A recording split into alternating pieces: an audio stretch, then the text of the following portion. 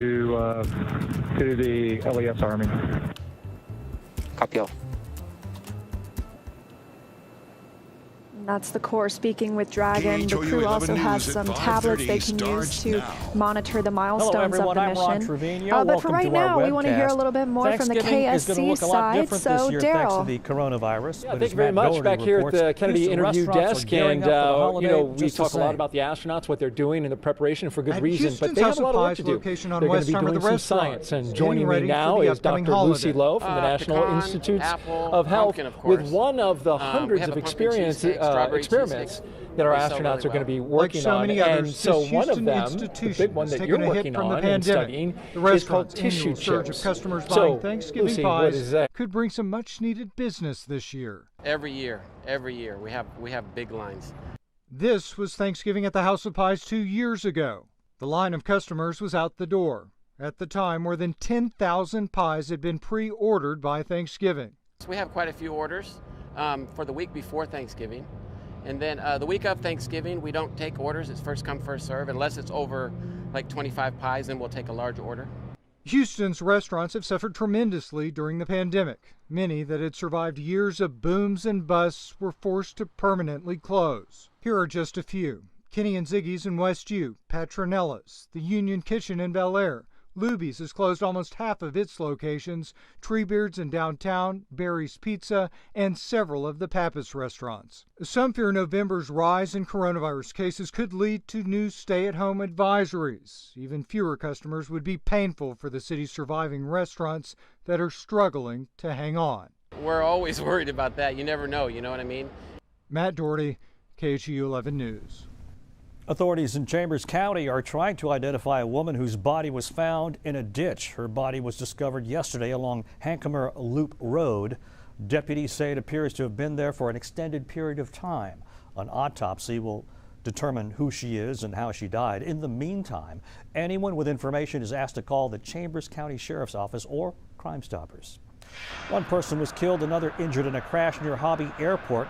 Police say the car was traveling south on the Gulf Freeway. It exited at a high rate of speed, hit a curb, then went into a spin before slamming into a metal post. The driver was pronounced dead at the scene. A passenger was rushed to the hospital. Police believe moments before the crash, the driver was involved in some sort of incident with someone in a dark-colored Dodge pickup. Harris County deputies are investigating a deadly crash involving an ATV. A man was killed when his four-wheeler rolled over on top of him. It happened last night off the Extreme Off-Road Park on Gulf Pump Road. No word yet on the victim's identity or what caused that crash. Police are searching for a person of interest in a double shooting. One man was killed, another was wounded. They were found inside a red pickup truck on Chandler Drive in Baytown. But after getting a tip, police believe the victims were actually shot at an apartment complex in southeast Houston. Officers are looking for a man named Mickey Gonzalez as a person of interest. The countdown is on for tonight's SpaceX launch at Cape Canaveral. Here's a look at the astronauts as they suited up earlier today. Houstonian and Rice grad Dr. Shannon Walker is part of the crew. They're set to blast off for the International Space Station aboard a SpaceX Falcon 9 rocket. Liftoff is set for 6:27 Houston time. You can watch it live right here on KHOU.com. NASA says the launch will mark the start of regular manned flights using American-made commercial spacecraft. And now to the Houston weather, made fabulous today by the arrival of a cold front. Hey, Blake. Hey, good evening, Ron. Yes, in fact, temperatures today were 10 degrees cooler than what we saw on your Saturday. We reached 87 degrees yesterday. Today we reached 77 degrees, and I think it's going to be even cooler as we get into tomorrow and the next couple of days. We take a live look out over the Texas Medical Center. A beautiful evening here across southeast Texas as the sun continues to set all over the state of Texas. In fact, shaping up to be a rather chilly evening as well, with temperatures dropping down into the 40s area-wide. We'll show you that coming up here in just a moment. Again, today's high temperature 77 degrees, 4 degrees above where we should be for this time of year. Our average low 52. We only reached 63, but I think we're going to be well below normal as we head into tomorrow morning to kick off your marvelous Monday. Temperatures right now already 63 there in the Brazos Valley, 64 in Brenham, 70 in Tomball, 74 degrees at Hobby, and 73 degrees there on on Galveston Island. Our winds have come around to the north behind that front. And again, those winds should calm as high pressure continues to build in, and that's going to make for a relatively cold night across the Houston area with temperatures in the mid to upper 40s. It is clear sailing across the entire state of Texas. Look at those temperatures beginning to cool down here from Dallas. We're down to 62, 57 Oklahoma City, 63 there or 61, I should say, in Abilene. So temperatures continue to cool on down. In fact, I think statewide it's going to be pretty cold just about everywhere.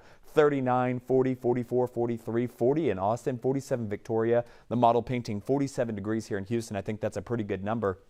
And you'll notice highs tomorrow only reaching those upper 60s to right around 70 degrees. Now, under those abundant sunshine skies or those sapphire skies, I think that we're going to be just a scotch warmer than 70 degrees, but not much. I think tomorrow is going to be just a fabulous day here across the Houston area. Again, as high pressure continues to build on into our region, it's just going to be just a beautiful couple of days here as we head into your Monday, Tuesday, Wednesday, Thursday, and all the way into Friday. So here's a closer look at our temperatures for tonight. We're already down in those mid-50s, and by the time we get to about 10 o'clock. And then as we wake up tomorrow morning, 44 in Conroe, 39 out there in College Station, 40 in Huntsville, 48 degrees in Pasadena, Pearland, Sugar Land, 46 degrees there in Tomball. Highs tomorrow, the model painting here, 70 degrees, but I think we'll just be a little bit warmer than that. And then as we head into Tuesday morning at 7 o'clock, even colder temperatures, many of us down in those low to mid 40s. All right, we continue to track Iota, a very powerful hurricane, or expected to be. We're talking about Category 4 here, moving into as it makes landfall in